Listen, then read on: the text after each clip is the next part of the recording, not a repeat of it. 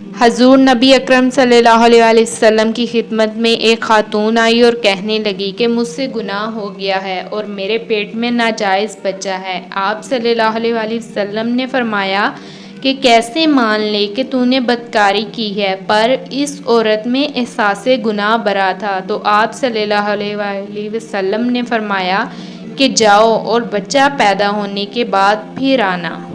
اور کہنے لگی کہ اے حضور صلی اللہ علیہ وسلم، ساری رات مجھے نیند نہیں آتی، یہ گناہ مجھے تکلیف دیتا ہے اور مجھے پریشان کرتا ہے، اور اگر میں آج مر گئی تو اللہ کی بارگاہ میں کیا جواب دوں گی؟ نظرِ کرم فرمائیے۔ آپ صلی اللہ علیہ وسلم نے فرمایا کہ بچہ ایک صحابی کو دے دو اور اسے کہا کہ اس کی اپنے بچوں کی طرح پرورش کرو۔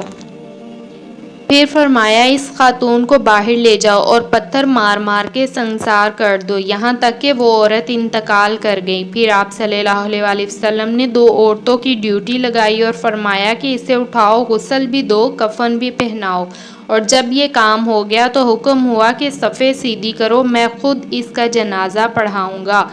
تو صحابہ اکرام نے کہا اے نبی صلی اللہ علیہ وسلم، اس کا جنازہ؟ اللہ اکبر!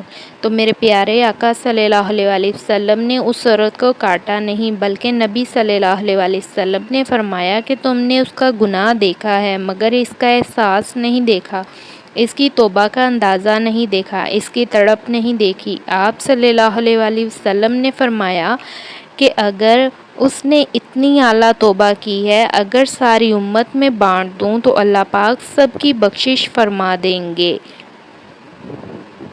اللہ پاک سے دعا ہے کہ ہمیں نیک کام کرنے اور گناہ سے بچنے کی توفیق عطا فرمائے اور ہمیں سچی توبہ کرنے کی توفیق عطا فرمائے، آمین ثم آمین۔ اگر آپ کو ہماری ویڈیو اچھی لگی ہے تو ہمارے چینل کو سبسکرائب کر دیں اور ہماری ویڈیو کو لائک کریں۔ اللہ حافظ۔